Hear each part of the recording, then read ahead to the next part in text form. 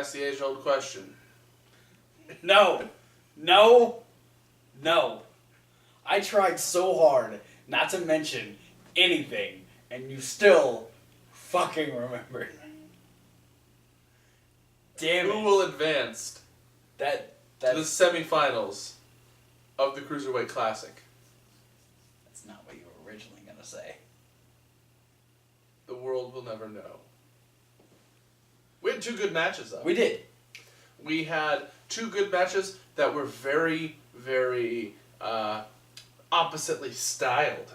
Yes. Because we had Zack Sabre Jr. versus Noam Dar. I finally gave a shit about Noam Dar. And it was a very aggressive, mat-based shit-kicking. They did everything in their power to take each other out. Yeah, absolutely. Whereas T.J. Perkins versus Rich Swann was very stylized and very what we've come to expect out of the big matches from the Cruiserweight Classic. Yeah, and I think one thing that both of these matches had in common was immediately going for weaknesses and both competitors having to fight through those weaknesses. Yeah. Which really added a lot of concern during these matches. For me, particularly, just because I hadn't been impressed with Noam Dar, I was immediately going for Zack Sabre Jr. But the fight between the two made me feel so many times that Noam Dar had his number. Mm-hmm. And it, throughout the entirety of the match, as they're breaking each other down. Yeah, and I mean, like, these guys go limb for limb. Yeah. At each other, like, working over legs, and if the leg didn't work, they'd switch to an arm. And so, I mean, like, these guys looked like torsos with limp spaghetti noodles hanging off of them by the end of the match. Yeah, and initially it's the left leg of Sabre and the left arm of Noam Dar for their respective submission holds. Yeah. And then it's just like, okay, that's not working. I have to break this person down further. And then it goes to the other leg of Zack Sabre Jr. And then one of the legs of Noam Dar. And it's just back and forth. Everything they could possibly find to injure a limb off of the other person. Literally just ripping each other apart. Yeah, including a gnarly double stomp. Oh, yeah. By Noam Dar. Yeah. Zack did something earlier to Noam Dar's arm. I can't remember what it was. Oh, he did the arm trap, the foot hold arm breaker. Yeah. Where what he does is he puts the back foot behind the elbow joint and the front foot up against the forearm, and then uses an open palm strike to his own knee to hyperextend the elbow. Yeah. And so, that was kind of the breaking point for Noam Dar's arm. But then Noam Dar goes back and, he's got the leg up on the bottom rope and double stomps the knee. And then immediately locks in the knee bar on that one. And you think, okay, that's got to be it. But Zack is able to scramble to the ropes. Luckily for Zack, he's long. He's got long arms, long body, so he can cover a lot of distance. So he's able to get to the ropes fairly quickly, but that's when Noam Dar starts to work the count. He's really taking into consideration, okay, I have this much time to really hold in this submission, and it gets to a point where they are on the ground, literally fighting for a dominant position on the other, and Zack ends up finding that by going for a Rings of Saturn, but with his legs, and literally, just as you would naturally put your arms together in front of you, they were behind Noam Dar, and he couldn't tap out. He literally had to say, yes, I give up. Yeah. Yes, end the match. It's one of those things. It's I feel like the Rings of Saturn is a good hold. Yeah. But Sabre utilizing it in a way where it's that naturally the way the body is built, you can put a lot more torque with your legs than you can with your arms. Yeah, your legs are on regular, holding up more weight than your arms ever do on a regular basis. Yeah, no, your legs give way more pressure and thrust to anything that you do, really. It's why a well-placed kick will always beat out a punch. Yeah. That's why you don't punch down doors if there's an emergency. You can break your hand that way. So it's like the whole idea of like basically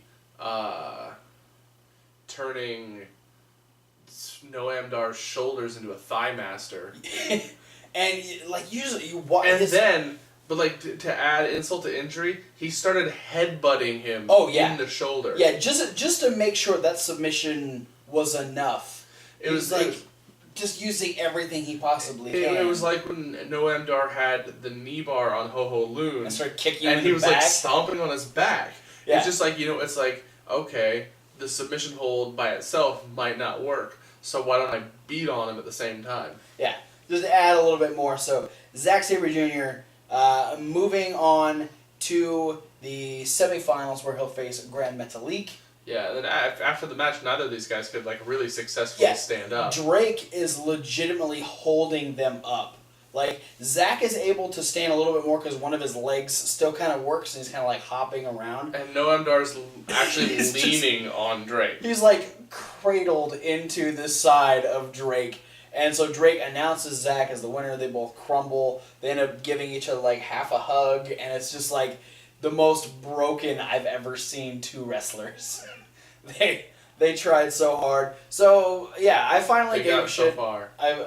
Thank you, Linkin Park. I finally gave a shit about Noam Dar. Granted, I had to, because if I didn't give a shit after this match, he just didn't have anything. This is a match with Zack Sabre Jr. If you don't give anything in this match, you don't deserve anything. So, congratulations to Zack Sabre Jr. We move on to our main event, where TJ Perkins, Rich Swann, two favorites, I think, going into the tournament for a lot of people, just with how high energy they are and how charismatic they are. TJP kind of in the heel side because of the elimination of Johnny Gargano last week. Yeah, and not to say that it would be him in the heel side. It's just he lost a lot of the favoritism from the crowd. Just because Johnny Gargano was such a favorite that to see him go was a bigger shot to a lot of people. Yeah. And so TJP not getting quite the reaction that he has the past few weeks. He heads in to Rich Swann, who the crowd is 100% backing in this. And all night long. All night long, you can't handle this. And yeah, right off the bat, Rich Swann ends up hurting his knee on a moonsault to the outside. Yeah, TJP moves out of the way. And then TJP, with the injured knee, as Swann's trying to get himself back into some sort of momentum here, TJP does a slingshot drop kick and lands back first on the apron and is selling the ribs throughout the rest of this match. So both of these guys really throwing caution to the wind and hurting themselves right off the bat made this match even more of a struggle, and they both really had to push through these injuries they did to themselves. That's the strangest part, is that they did it to themselves. Mm-hmm. It wasn't even something that was onset by their opponent. They literally did it to themselves, and now both of them have a weak point to go after, but have to fight through their own injury to get that advantage. Yeah, I think if they really tried to put an emphasis on the phrase high-risk maneuvers. Yeah. And it played a factor, and I think what they were trying to do is they were trying to ground two guys that are usually very fast-paced high flyers, and I think that worked really well. Yeah. I think it forced them to do more of a calculated, ground-based attack, where both of them kept trying to go for things that they normally would, but it would backfire on them. Mm-hmm. When Rich Swann tries to go for the standing 450, he does one jump and immediately grabs that knee, and as he tries to go for a second jump, then TJP takes him down and puts him into the knee bar. And, TJP seeing that opening there, and then any chance Rich Swann got, he was given, he ended up doing the power bomb to TJP. He was given real stiff shots to the back, and he did a moonsault at one point. Yeah, and so just hitting these pinpointed moves at the injury that was on set early on in the match, and it made a very interesting, who was going to take this and how was it going to end? Yeah, this was one of the very few times in the tournament so far where we were just kind of watching to see what would actually happen. Yeah. Because we didn't have a favorite. We didn't have a guy who we were he's for sure taking it. We had a favorite in who we wanted to see win. We were both pushing for Swann, but we both realized that TJP had a very good chance of moving forward in the tournament, just because there'd been so much stock put behind him since the onset of the tournament. Yeah. And one of the things I really appreciated about the more grounded approach to this match is that when something big did happen, it felt more special. Yeah. Because there was at one point, TJP was crouched on the top turnbuckle, and Rich Swann hopped up and Hurricane Rotted him from the ground. Yeah. And I was like, oh, there wasn't 100 spots like that in the match, which is was the calling card for the first 2 rounds, was high spots and high spots and high spots. Yeah. When one finally popped up in this match, I was just oh, that was cool. I appreciate this. Yeah, and it wasn't throwing 900 dives and flips in our face. Yeah, it was literally them trying to just one up each other in the same ways, but eventually Swann he's looking good. He's at a point where he's kind of got the feeling back in his knee. He's starting to get his hops back a little bit, and at one point he did do the jumping DDT and didn't quite get as much of an impact as he normally does. Yeah. So once he's kind of got this, he sees that TJP is a little dazed after a kick that he gives him. He goes up for that DDT, but TJP is able to catch him in fireman's carry, and then pops him up and drops him as he goes back, hits a Pele kick, and that just rocks Swann, and immediately TJP is able to grab the leg, lock in the knee bar, and immediately has the legs hooked. Swann, who's already scrambled to the ropes multiple times during this match, is unable to move at this point. Rich Swann taps out, and TJ Perkins gets booed. Mm-hmm. Not only booed, there's a bullshit chant. So, TJP... That's what happens when you take a Full Sail person and eliminate them in Full Sail. Twice. Back-to-back eliminations, he's eliminated NXT favorites. So, TJP has a big ol' heel stamp on his forehead right now, as he now heads into the semifinals against Kota Ibushi. Yeah. That Kota is going to kill you chant is going to come back to this match. The ovation for Kota is going to be deafening, because after both eliminations, people are going to want to see Kota just destroy TJP. Yeah.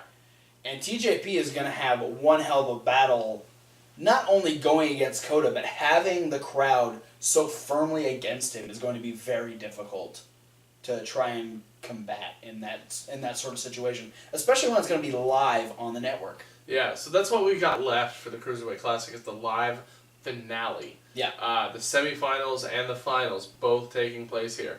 And to be in the mindset of one of these guys, it's a daunting task to win both of these matches back to back. Absolutely. Because if you're Zack Sabre Jr.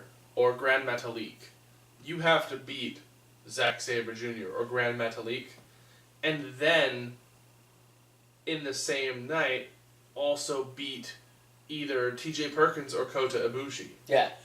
All 4 of these guys have some amazing strengths and are so well versed in their craft that it is going to take the absolute most concentration and just pinpoint accuracy to take out anyone who's left in this tournament. Yeah. And then on top of that, if you watched our midweek wrap-up with the return of Lucha Underground, then you found out that, if you watched NXT as well, that Johnny Gargano and Tommaso Ciampa are going to be in a tag team match involved on the live finale. Yeah, and the live finale itself is 2 hours long. Yeah. So we know we have 4 matches for sure. There's got to be a couple more. We're going to be seeing some people come back from the Cruiserweight Classic just to do some extra matches throughout the night. I am so stoked for that. I kind of hope the first 2 matches are the semifinals matches, just to give the 2 winners the rest of the night to rest up, go for that main event, have some great action in between. Look to see, maybe we'll get, because after that, the following Monday is when the Cruiserweight division debuts on Monday Night Raw. Yeah. So we should start seeing a definitive list of who's heading to Monday Night Raw. And it'll be interesting to see who are going to be the more highlighted people, and what the debut is going to look like the following Monday. On top of that, who's going to walk away the first ever winner of the Cruiserweight Classic? Yeah, big deal next week. Yeah, but it's going to be a fun one. And at this point, I couldn't even begin to tell you who I think it's going to be.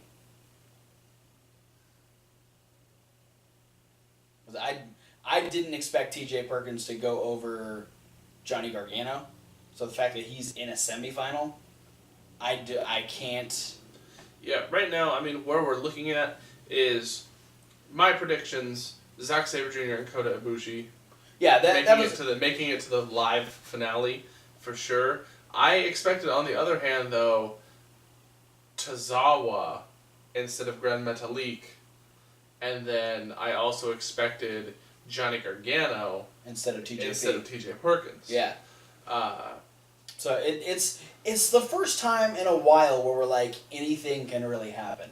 But I'd put money on the fact that we'd get Kota versus Zack Sabre Jr. for the finals of the tournament. It's probably the most likely, but it's still very difficult to tell. Yeah. Regardless, I'm excited for it.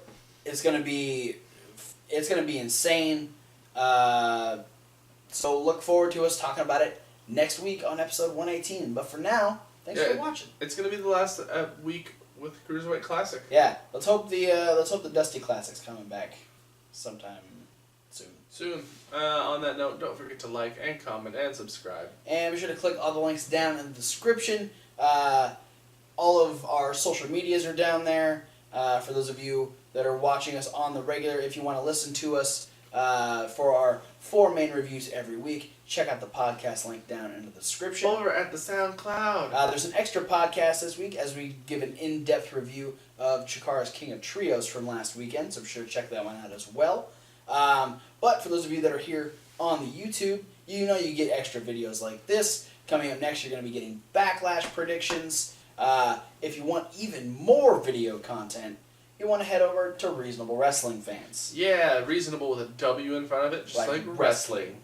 A lot of other stuff that doesn't happen here. Some of it happens on the couch. Some of it. Primarily the prediction videos, the unboxing videos that we do with Wrestle Crate, giving us all sorts of good stuff. T-shirts and 8x10s and occasionally an action figure or a Funko Pop. And DVDs and the like. Check them out as well. When we do the Fantasy Warfares over there, we do reaction videos, and most recently, I whacked him with a kendo stick. Yep. That was kind of fun. It hurt. Want to do it again? Nope. Alright. Maybe after Backlash, depending on how those predictions go. Yeah, well, we're maybe going to put some sort of a wager on Backlash. Yeah, we'll see what happens. But thanks for watching, and we'll see you at whatever video you decide to watch next. Do you think Johnny Gargano likes butt stuff? Fuck you!